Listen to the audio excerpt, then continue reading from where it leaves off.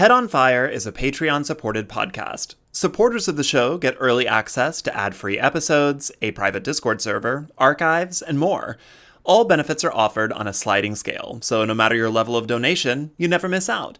If you like this show, consider supporting it with $1 a month or whatever you can at patreon.com/headonfirepod.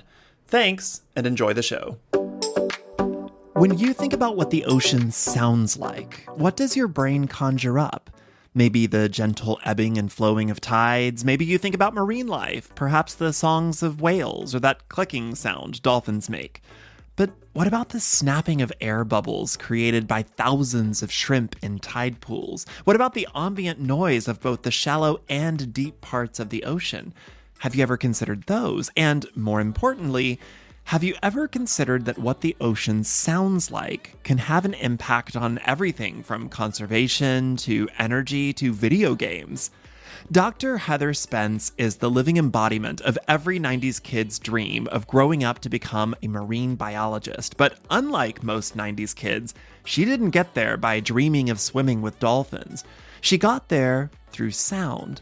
Dr. Spence is a cellist who became fascinated with the concept of sound in college, and that fascination led her all the way to the depths of the ocean.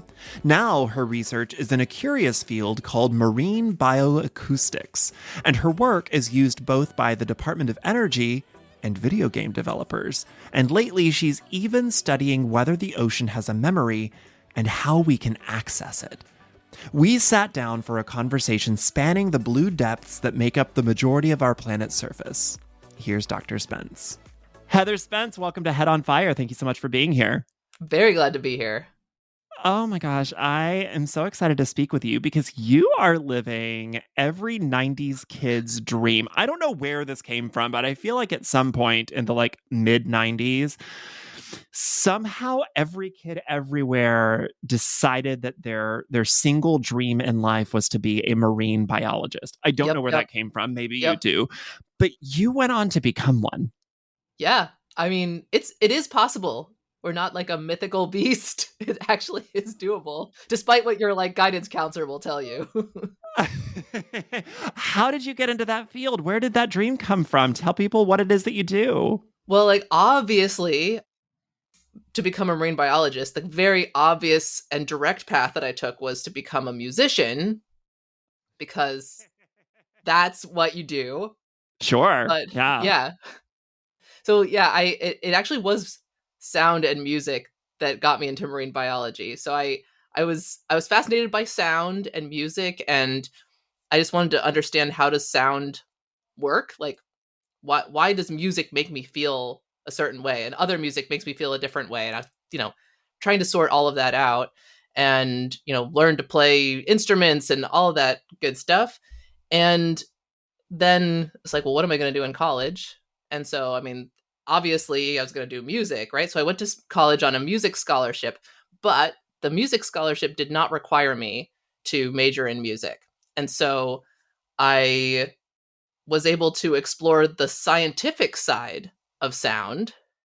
And that led me to realize that sound underwater is this really hugely important part of ecosystems underwater, because sound actually travels faster underwater than it does in air. And so, it's this hugely important thing for marine ecosystems. And I was like, oh, I like sound. I like beaches and the ocean. Obviously, marine biology is the place for me. I have so many questions, which is convenient because we're on a podcast right now. Great. Can we just go back to the part where you said that sound travels faster underwater than through air? I would think, why? Okay, so here's the thing, right? When you think about sound is you think about sound, most people kind of, sound is a vibration. And so it is a physical phenomenon. And so, but sound isn't like an object that goes flying through the air and comes from my mouth and hits your ear. But there is a pressure wave that travels. Individual particles are not traveling, but the pressure change is traveling. Well, what pressure of what? And so it has to travel through something. So, people may have heard like sound doesn't travel through a vacuum. Mm-hmm. Okay. Because sound has to travel through something. So it can travel through Right. air, it can travel through water, it can travel through a table. And so the little particles are jiggling. And so if the particles are denser, closer together, then that facilitates the movement of the sound wave. Fascinating. That is so fascinating. So I'm so curious, about this little lovely chain of events that led you like to going and getting your entire PhD, like I so master's, much school, PhD, so much like school. so much schooling over. I'm a musician and I'm curious about how sound works. Yeah. I, It's not a career path for everyone, but when you're really curious to know about something, you just kind of keep going. Even if people look at you like you're crazy. I mean, to me, I am a marine biologist and a musician, and I don't really think of those. I don't really think that I have like different parts of myself. It's all kind of about like, I want sure. to understand, right? I want to Yeah, yeah, understand. I yeah. want to I protect. I want to share 100% with get other that. people. So, but there does come a practical point too. So, I had to figure out what I was going to do. And I could have gone and like, basically school makes you decide on one thing. So I tried to do it all. I was like, I'm going to do a mashup. I'm going to do a mashup thing where I'm going to create my own major, and it's going to be in acoustic biophysics, and it's going to bring together the biology department and the physics department and the speech and hearing department and the music department, and it's going to be amazing. And then like when I got everybody to kind of agree on what the coursework would be, I was going to be there for like 7 or 8 years. I'm like, this does not make And you sense. said, yes, also, here is my credit card. Never bill me, please, because I will not Yeah. have money. Yeah, it's like that. And then what grad school is going to understand like what that degree is? Uh-huh. But yeah, so there's like, so working within the confines of what education allows you to do, they kind of make you pick one. And so I did. So I was like, okay, well, do I do music with a side of science or science with a side of music? I was like, practically speaking, like probably makes more practical sense to do science with a side of music. So I did that. But you could do it the other way. And so I just kept, combining things the whole way through. I mean, my doctoral research was about noise in dolphin habitats. So, you can do like a pretty holistic things if you just kind of figure out how to work the system. So I think when people think of I'm a marine biologist, I think people are thinking of basically a water veterinarian. Like Yes. I take care of dolphins when they're Mm-hmm. sick. But you're into marine bioacoustics. Did I get that right? Yeah. And so I'm so interested in the idea that what you do is listen to the ocean. So what are we learning about the ocean by listening to it? And Yeah. also just for fun, could you be a water veterinarian? You totally Like can. could you I have friends who do that. I have friends who do that. But like honestly, like how everybody, many sick dolphins have you taken care of? I've helped other people take care of sick dolphins. Does that count? Do you play the cello to the sick dolphins? I Does this oddly help? Is this helping? I oddly have not done that yet, although it is on my list of things to do. Yeah, that seems like a major oversight in what I've done so far. So I'll be sure Music I'll be therapy for quick to dolphins. rectify that. Yeah.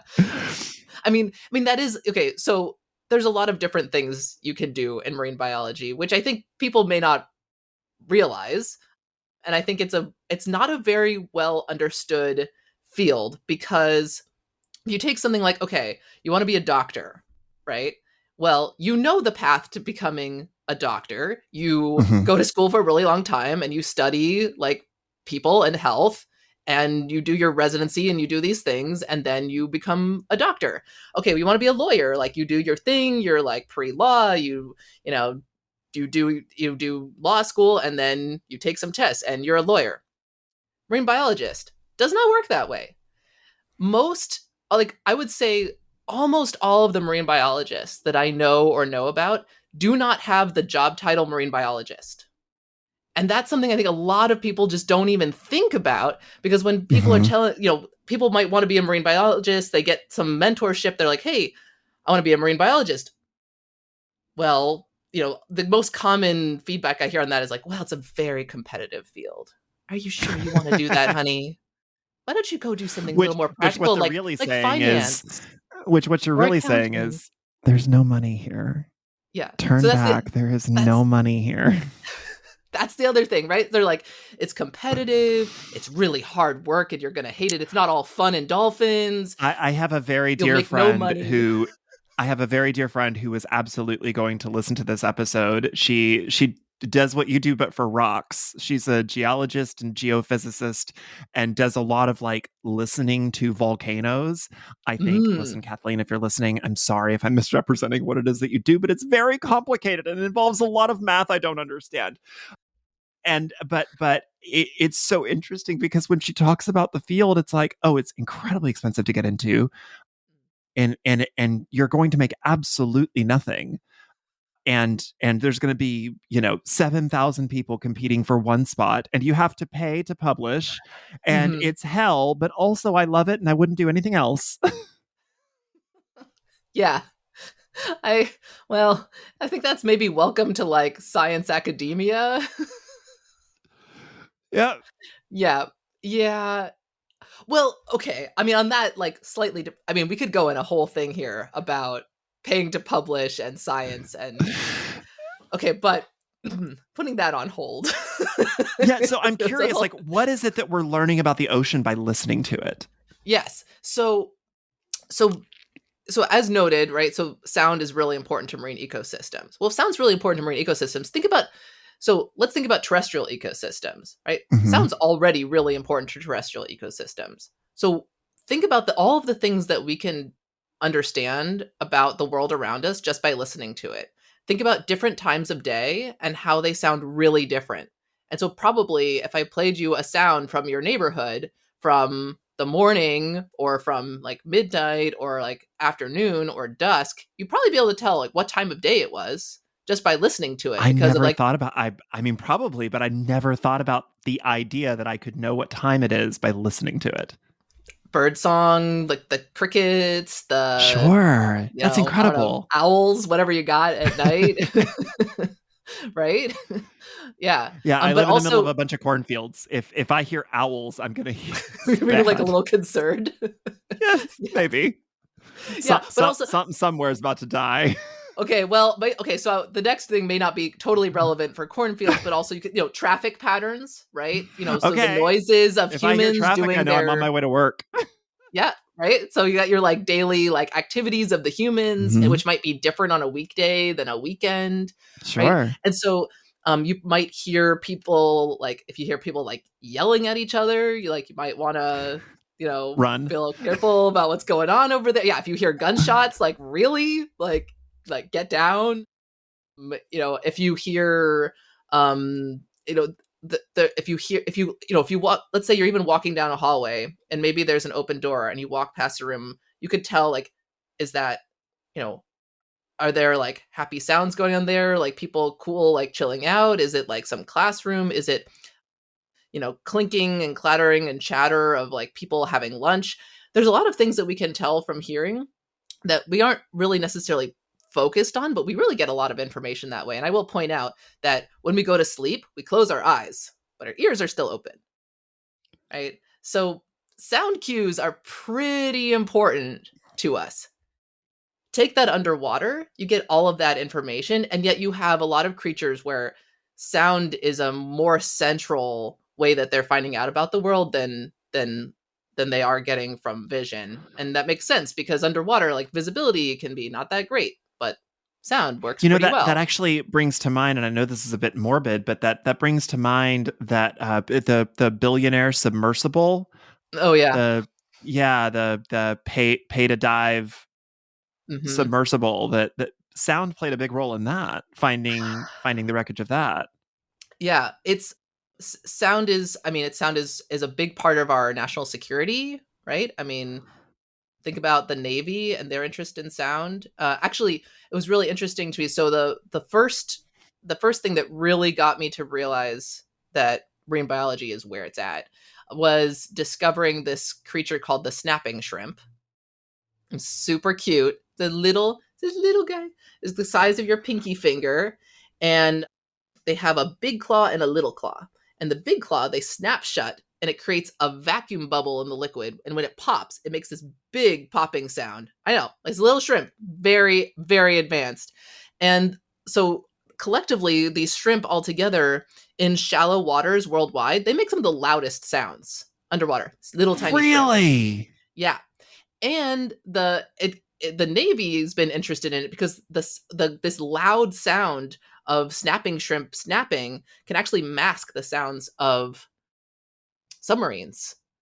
And so like, what do we know why they're making this sound? Is it like a defense mechanism? Do they stun prey with it or something? Or yeah, so there's, I mean, as with any invertebrate, we don't really understand them all that well, even though they are incredibly important to, ecosystems and apparently national security. But we think that there is a stunning prey element, right? So it's making this big explosive bubble. So we think that that's part of it. We think that territorial disputes, kind of like defense against each other, is a thing. We think that communication is a part of it. Nobody's decoded shrimp speak yet, but we should, because I bet it would be pretty interesting. Get on that. What are you doing? You got nothing going on. Just go decode shrimp speak.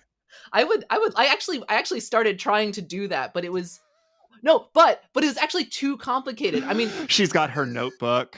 One click for yes, 2 clicks for no. Well, snaps. I got started, like, audio is so complicated. So this was this was a little while ago when I was starting my undergraduate journey and trying to decode shrimp language. 5 years ago. It's fine. Yeah, sure. Yeah, we'll go with that. But, I actually did. So it's like, okay, put the shrimp and you dangle the underwater microphone over it and you record the snaps.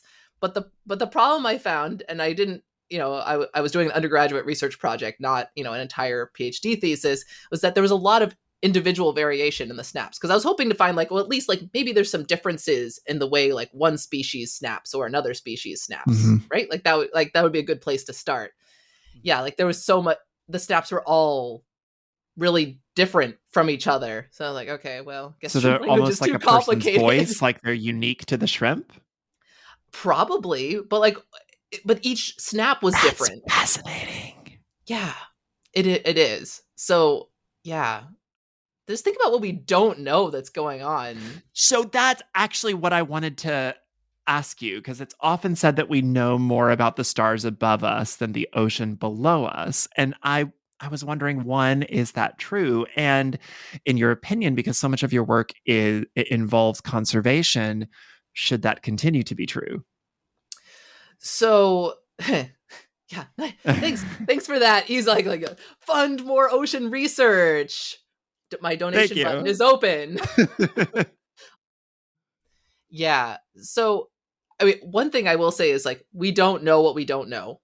Mm-hmm. So there's definitely a lot about the ocean that we don't even know that we don't know it, because we're just not even thinking in ocean terms. We don't even know how to even, we're thinking in our human terrestrial terms, and then we think about how that applies to the ocean, but we're not even we're not even thinking about what questions we're not even thinking to ask about the ocean. So it's hard to even compare it with outer space, because here it is on our own planet and we're so totally tied in with the ocean. See what I did there? And and reliant upon the ocean and arguably a part of it, and we just don't even, we barely know anything. But I will say, I think there are some things that we do know, and we do know something about layers of the ocean. We know something about life in the ocean. we, we're trying, and we know we can do some things. Like, this is why baseline research is so important, is that you need to have that long-term monitoring so that we can start to track and see, like, when changes happen, or if, humans do something epically disruptive, what are the impacts of that? Because you've got to have that before, till you have the before and after. But unfortunately, what often happens in science funding is, after the big epic terrible thing happens, then people want to fund the research, right? But it's like, can't we fund the research before the bad thing happens? And then we can have such a better idea. How will we ever know what the real impact was if we don't have the before data? I Okay, talked getting off my to Sam soapbox. Montano, she's a doctorate of emergency management. She wrote a book called Disasterology and talks about emergency management and preparedness and all that. And this is a very similar argument to what she talks about. After a tragedy, after a natural disaster, Mhm. after something like that, suddenly there's money, suddenly there's Yeah. interest, suddenly there's manpower. But the problem is, and I was just thinking about this today in relation, not to harsh the mood or anything, but we just had yet another mass shooting here in the United States yesterday, and another school shooting, and so many people want to suddenly do preparedness like after that. Yeah. And then and by that I mean, I don't know, suddenly there's more, there's more checks happening at doors, suddenly there's more patrols, suddenly there's more stuff happening at, but that is also always reactive. We are always reacting to Mhm. tragedy rather than proactively practicing prevention. And what I'm Yes. learning from talking to people like you, to like Dr. Montano, like my friend Kathleen, is that like the only way that we're ever really going to prevent the next horrible disaster, or find the next cure to something, or find the next, whatever, is being proactive in this research and funding it before it becomes a tragedy. Yes. Yes. So, are you listening, funders? I hope so. I'm trying. Like, we need this. So, you do work in conservation, and we are kind of in a more serious moment right now. What This sounds so doom and gloom, but what peril awaits humanity if we do jump into the ocean and just decide to take and take and take and take? Like, how do oceans contribute to our current and continued existence? Yeah. Well, I'm glad you framed it that way, because I think one of the common framings is like, well, you know, humans are the problem. Well, the my issue with that framing is that, I think, like, at least me as a human, like, I'd like to continue to exist, and I kind of like humans. And so, if we are imagining a future where humans are thriving and living, harmoniously with nature, to me, like, that's a future we want to aim for. Mhm. You know, I th- things, with rapid change, there could be things that could be pretty bad for humans that might not be so bad for other species. And ecosystems can adapt and change. But I think at some point you kind of have to take a step back and go, what is the future that we want? And Mhm. how do we try to get there? And I think that is the thing that we need to rally around, and not do so much of this, well, humans are the problem, bad humans. Humans should have, I hear this, like, humans should have no impact. Of course, we're having an impact. We are not actors upon nature. We are actors within nature. We are part of nature. And so when we change the way we're thinking about it, I think that helps us to frame, what do we do next? Because we need to do a lot more, like, visioning around, okay, what's the future that we want? And in the acoustic space, I asked this question, like, what is going to be the soundscape of the future? What do we want our future soundscape to sound like? Hmm. And when we start thinking that way, I think we can have some of the answers. We can find those answers. We can work together and find those answers, and make a plan to get there. But not if we keep, like, people who should be on the same side just attacking each other, like, no, like, you know, it's we kind of need to we kind of need to collaborate on this one. More collaboration, less, telling each other that they're, people are doing it the wrong way. And Is there a branch of current conservation or branch of current ocean science, ocean research, ocean discovery that is giving you hope about next steps? Is there any promising research that is maybe the best next step in your eyes? yeah, I mean, so the I think citizen science is a great area, because Mm. the way that we're approaching our work with acoustic monitoring is also, it's very community involved, and so that includes resource managers as well as other community members. And I think that when you get people whose resource it is, you're realizing, like, okay, I feel some ownership and responsibility here, and I'm involved in the solution. One, that helps improve morale, and two, it gets more people working on the data analysis and collection, which is needed. And three, then you've got everybody kind of pulling together in the same direction. And so I think community-based conservation is really important for the future. There are some other areas that are important too. I mean, there's a earth optimism movement. I think when people feel, one of the things I identified really early on in my work in Cancun, which has massive tourism, is that you got to be sensitive to the fact that it can be really, really depressing for people who are working in a particular area and seeing the degradation happen. And that can lead to a feeling of like total like helplessness and hopelessness. But you can't lose the hope, because once you get to that point, then you could be like, oh, what's the use? No, there is still a use. Maybe it's not exactly the way you'd want it, but it's still, you can do something. So one person has the power to do something. So that's another angle. Something that's giving a lot of people hope, and this is the tech sector, Washington, politicians, casual folks like me that just spend a lot of time on social media, is renewable energy. Mm-hmm. We're in a point where we see everything from failing power grids because of extreme temperatures. Texas has gone through stuff like that. Several southern states are going through that right now because of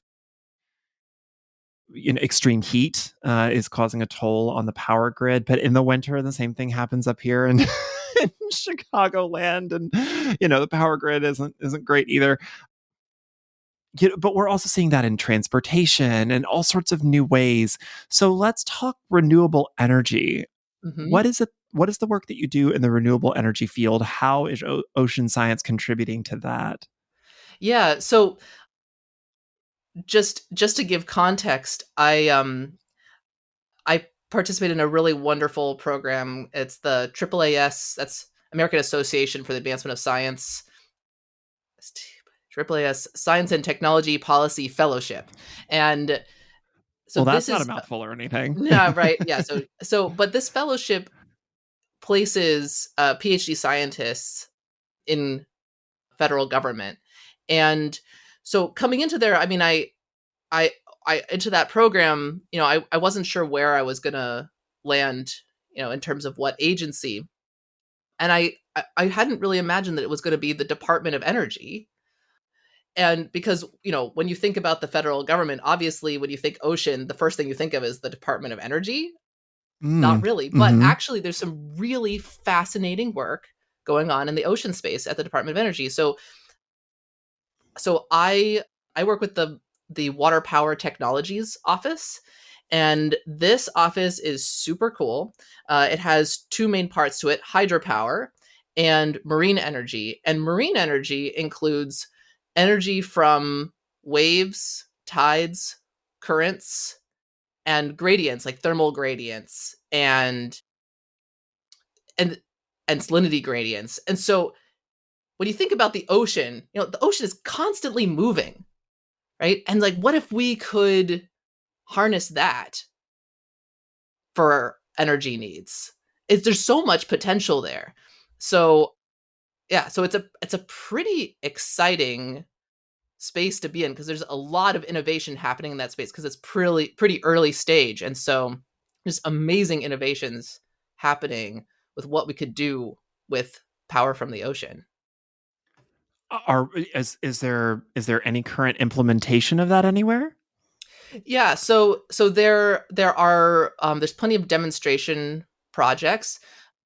So it's here in the US we're working towards commercialization, but it's not really right now. But there's a lot of really interesting work being done, and what I'm part of what I'm really excited about is the potential for could we power ocean observing, like ocean science, with ocean energy. So if you can imagine, like, right now we're basically, in order to understand the ocean, we're putting devices out there, and either you're dangling it off of a ship, which that's pretty that's pretty like resource intensive, or Sure. you're throwing it out there and you've got a bunch of batteries, or you're Which is cabled to probably not shore. great. Yeah, I mean, okay, or you're cabled to shore, and then you're kind of Uh-huh. limited where you can put it. But what if you could have something that you could put out there and it could power itself? And so you could leave it out for a really long time. It could just power itself, and generate its own power right where it is. I mean, that would be amazing. I think that would be transformative for ocean Hmm. science if we could do that. And so, there's some real interesting implications for what we could do with marine energy that are pretty exciting.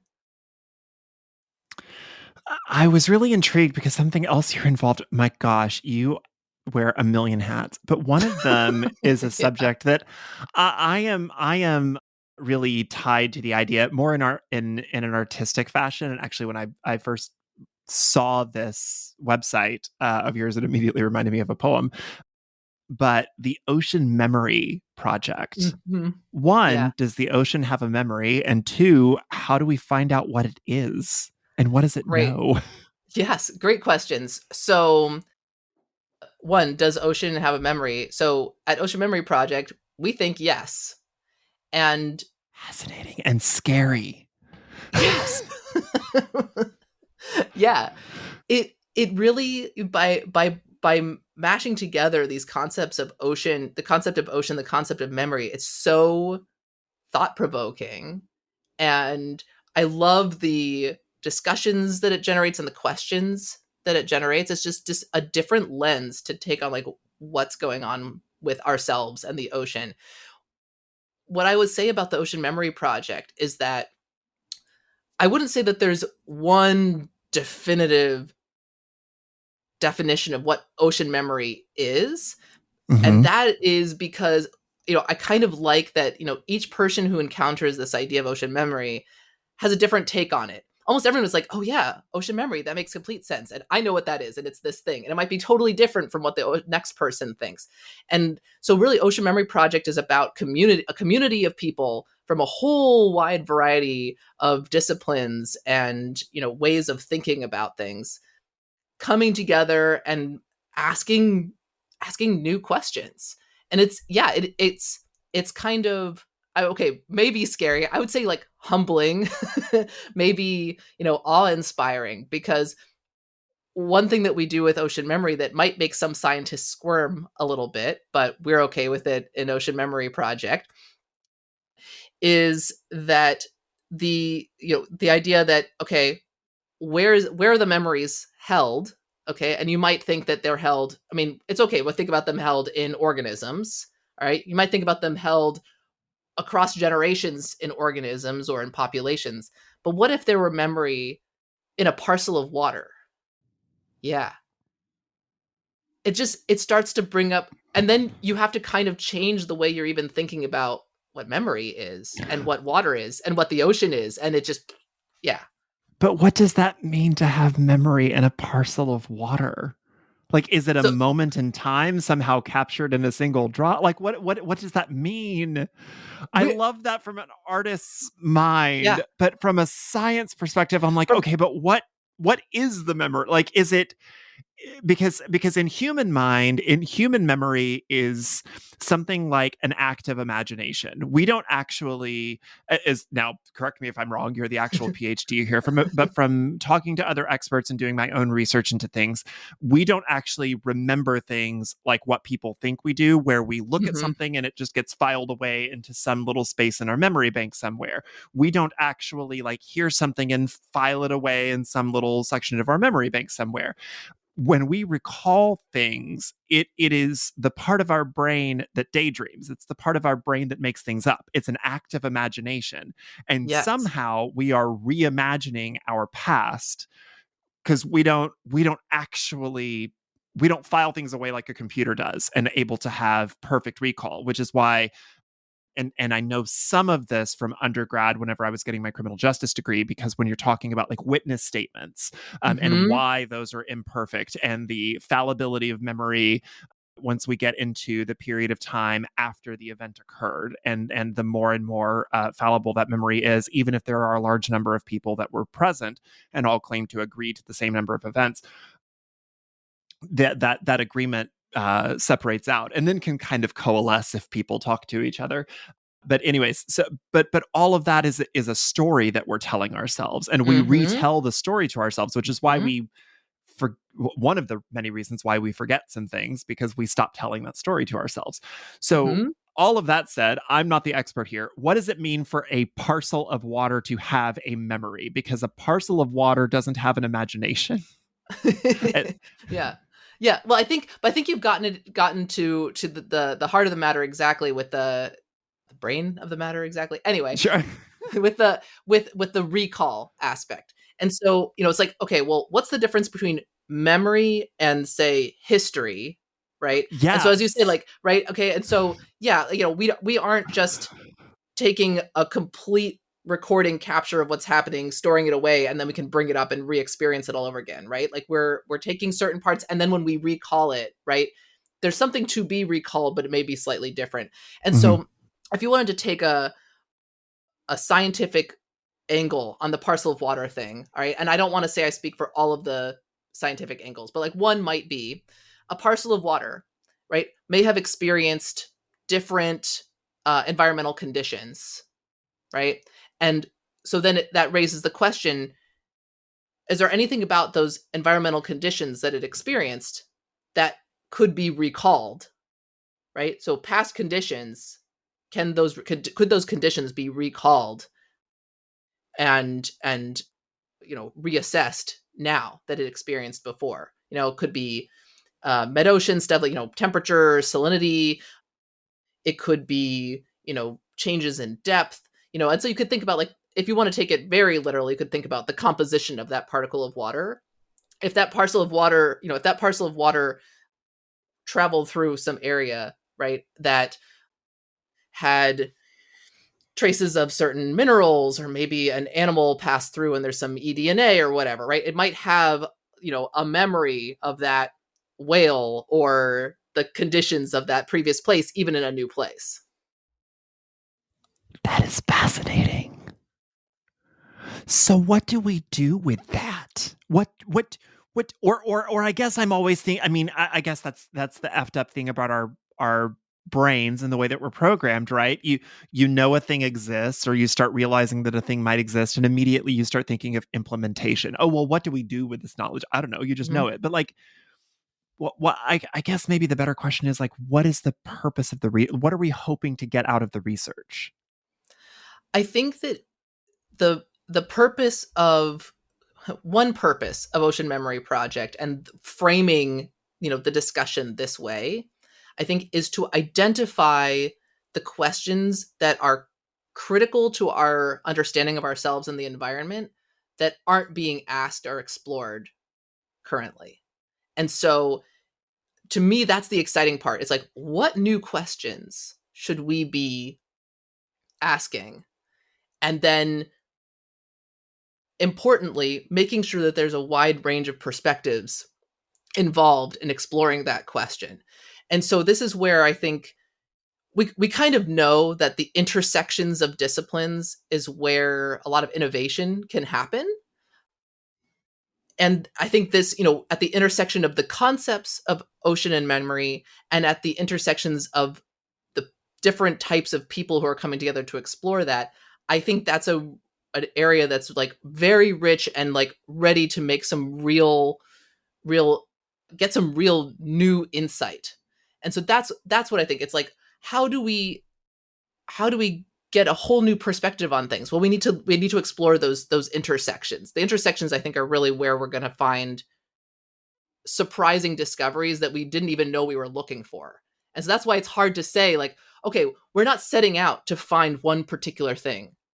We're setting out to find out what's there for us to find. That is, we're literally just kind of going into the great blue beyond and find just to see what's there. That's so cool.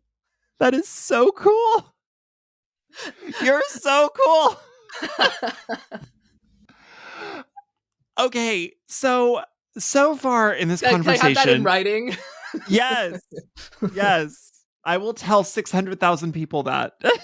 You are so freaking cool. Okay, amazing. So far, your work has intersected with music, renewable energy, sound, recording sounds. We have talked about conservation, video games. Oh yeah. Your work also intersects with the world of video games.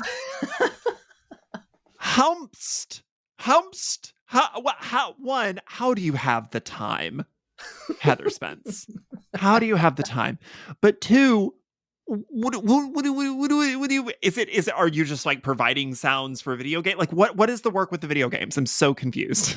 Okay. Yeah. So you've definitely, you've like looked me up. Yes. I do have a lot of hats and things that I do, but again, it's all labeling, right? Because for me, it's all the same stuff. I get that. When people see, like, because I write fiction, I write nonfiction, I write poetry, I do this, yeah. I do like deep dive investigative nonfiction work that takes me years and years and years of research and hundreds of hours of interviews and stuff to come up with. Like I've been writing the same book for the last several years. Like, and, when I tell people what I do, but I also run a horse ranch and I do all this other stuff. Like I get that, but in my head, it's all the same thing. It's all the same thing. So it's all the same thing. Yeah. But I just want to know how you got into video games. Yeah. So one, I love all types of games. I think it's this really interesting, like, especially like way of like interacting with other people, right? Or, either you're interacting with people playing the game or you're interacting with people because you've designed something that they're going to then experience, right? And so I think it's games are just something that kind of fascinate me. And so I've done a variety of things. One notable thing is that I spent some time, actually, cool. Okay, we mentioned before, like, most marine biologists do not have the job title marine biologist, and I've had a lot of different job titles, but coolest job title I've ever had was actually dolphin whisperer, which was my cool. Actual, like, on the contract job title when I was working for a video games company. And so in that, I was basically working with them to figure out how to do an educational marine biology based game. And I was with mixed results. I mean, I think, thinking about that project, yeah, it was good and all, but I would really like to see more understanding in the games industry that things can be educational and fun, and you don't have to sacrifice on either side. And so that is a source of frustration for me, is that I really think that we could do better, right? Real, but like, really, like, in being inspired by science research, like, that could be super fun and interesting, because it'll come up with things like you wouldn't even think to do otherwise. Like it could really like inspire some really neat stuff for people to experience. So yeah. there's there's room, I'd say there's room for more of that. So, bringing the moment full circle, I know that you have been able to kind of find a happy medium, a place where your scientific side and your musical side have melded into one. You have this phenomenal new music project that you've been able to do. Tell me about that. Yeah, well, I love I love listening to underwater sounds and interpreting them. But one of the ways that I try to seek to understand and interpret underwater sounds is actually jamming with them. And so it's maybe not like the process you would normally think about for a composer. You know, you tend to think about like, well, I'm going to plan out, I know I'm going to be writing it for like, you know, this group of musicians, or I'm going to be, you know, I have in mind like this genre of music I'm going to be writing to, and it's going to be this long, and it's going to have, you know, this type of structure.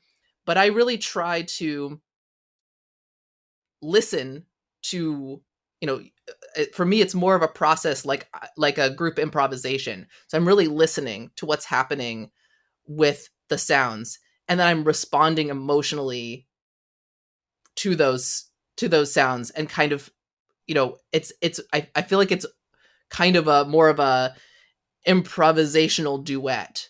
And so I have this, so I have a lot of different music projects, but most recently I released an album called Whale Hello There, and it's all underwater sound based. So every song is featuring and fully inspired by underwater soundscapes. And so for each song, I didn't set out, oh, I know exactly how I'm going to make this song. It was the sounds that kind of, you know, did their thing that caused me to do my thing. Then they did their thing and caused me. And so it kind of evolved into this creature that became Okay, but song. How long have you been holding on to the title Gulls Just Want to Have Fun? I nearly changed that one. I was like, is this so too... I am notoriously a hater of puns. I know I am not fun at parties. I kind of hate puns. They make me irrationally angry, but I love your album. I listened to it this morning. Aww. And I just have to say the number of it's just like, oh, you have a notes app somewhere where you put ocean related puns, and then you make songs that you can relate back to the puns. How long have you been holding on to some of these? No, like a lot of those were just like, those were like kind of like, they were just, again, like I actually didn't think too hard about a lot of the names. It's just like, oh, well, like clearly like this is the name of it. I was like, I'll change that later. Right. Like I was like, okay, like that is too, like, okay, that's too much. I'll change it later. Then I was like, oh no, it's exactly the correct amount of much. This is the exact correct amount of muchness, like 100%. Yeah, it's the correct amount of muchness. I do very much love it. I want to, you know, we are coming up on your time, and I want to be respectful of it. I do have a couple of questions. I do want to come back to the realm of sound and the ocean. Do you have a favorite ocean sound? Is there a specific place? Like, when I know that you told me to think of like different times of day. Is there a specific place that sounds the best to you, or that you found the most interesting? I mean, I gotta hand it to the snapping shrimp. Their sound is so interesting, because it sort of sounds like static, but it's not static. It's like, this is life creating this like crackling sound, and it really is the characteristic sound of a coral reef. And coral reefs are just, I mean, they're just pretty cool places. So yeah, I gotta go with the snapping shrimp crackles. Are you somebody, so the book I've been researching is a book about death, and I know that one of the ways that we can make use of our body after we're done making use of our body is turning it into a coral reef. Is that something that you have considered for yourself? I mean, I don't know how I feel about the fish that I've been eavesdropping on than like nibbling at me. So I don't know. Yeah, Like, come back to me on that one. there's cremation, but then there's like hydro cremation or hydrolysis or something like that, where you like get melted and turned into a coral reef, and you could be go be a coral reef, which is neat. I too feel weird about fish making a home out of my bones after I'm done using them, but I don't know. This could be fun. Is there? So I know that we love the snapping shrimp, but is that your favorite ocean animal sound as well? It's hard to say favorites. I mean, what's what the if coolest? what if What's the the one dolphins that you're hear me? just They're like, gonna oh, come you and got? like tail slap me or something. Oh, are dolphins actually evil? Kinda. I've heard that we have everybody fucked up. Like the dolphins are actually evil. The whales are cool. Like what's the tea? Like who in the ocean is evil and who are our friends? I Like mean, sharks are cool and dolphins are the bad guy. yeah, I mean, I would be a little cautious of any of those guys, but yeah, I mean, I would, yeah, I mean, don't, I would make sure you stay on a dolphin's good side. Just put it that way. Like yeah, yeah, as they'll. as a lady of the ocean, are you pro whales destroying yachts? No, because like, come on, whales. Officially in Like, your haven't you position heard about like as a talk it bastion of out? Talk it out, whales. Talk it out. All right. talk it out with the yachts, with the Yeah. billionaire yacht. Yeah. Like it's like, okay, it's like fighting is not the answer. Let's all just come together and have a little mediation, and we'll work this thing out. Sure.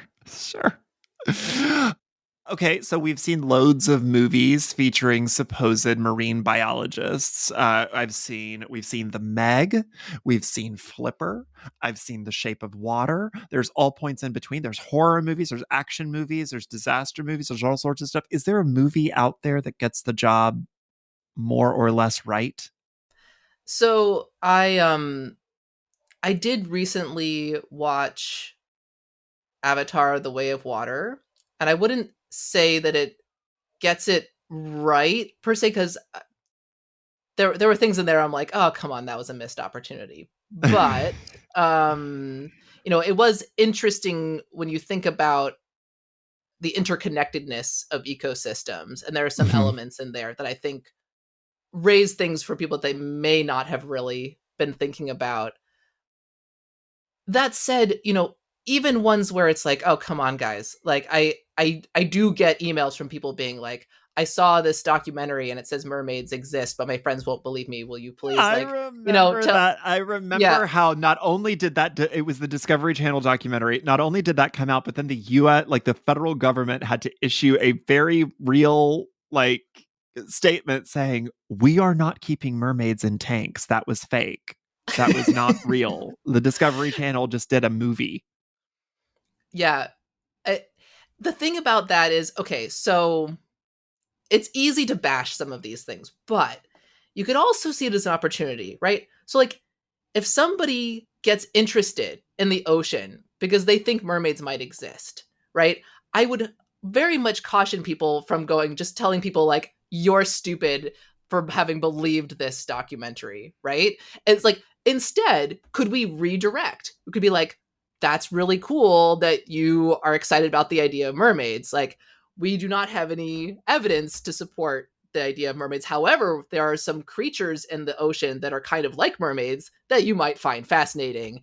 Here's some links. So for all the 12-year-old kiddos out there that might listen to this, in your professional opinion, mermaids are fake? Is that what you're saying? In your professional opinion, mermaids are fake? Dr. Spence, is that correct? What I'm hearing is that you are saying in your professional, are you about to tell me that Santa Claus is also fake? Is that what you're saying here on the Head on Fire podcast? I can neither confirm nor deny.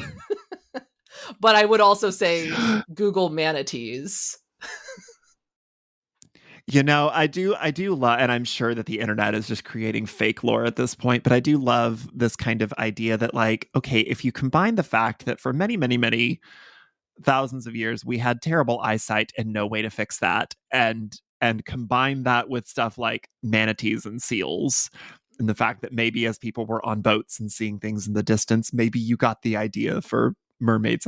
I'm sure that's all just something that somebody made up, but I do love the idea that, like, I mean, yeah, that could probably explain it.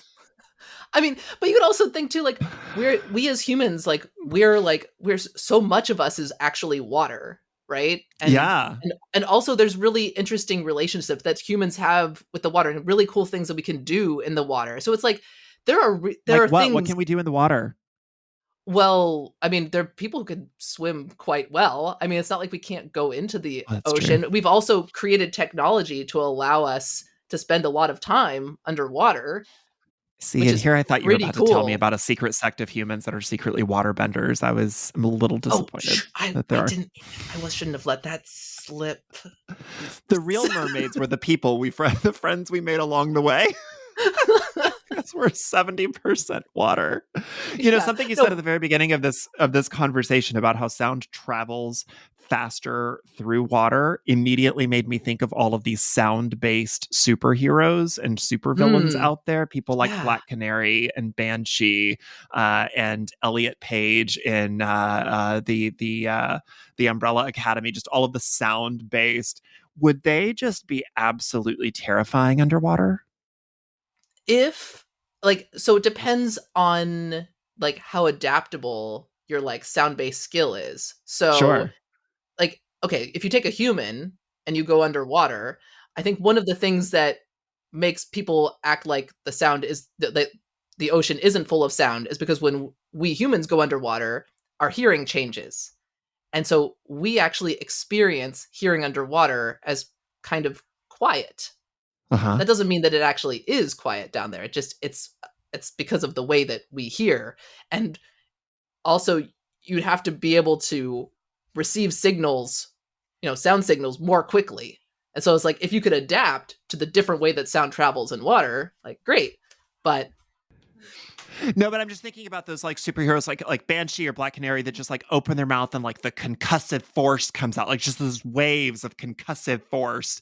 And I just think, well, if it travels even faster down there, it would like it could be, yeah, that could Aquaman be would pretty, stand zero chance. that could Zero be that could chance. be pretty epic. That could be pretty epic. I I love all these mean, hypotheticals. yeah. But I mean, but dolphins, like real example. I mean, they can see like into you with sound that they're pointing at you. I mean, it's like, Wait, it's they this can see really, in you? I knew that they did echolocation, but they can see inside of you? well, because it's not exactly like light, it's like bouncing off like the surface of your skin, but like sound, it's gonna like, they can tell something about like the texture of materials, like by the way that it's bouncing off. And so it's like, it's some crazy, that's some Dolphins are crazy stuff. terrifying. They Dolphins are are terrifying. terrifying.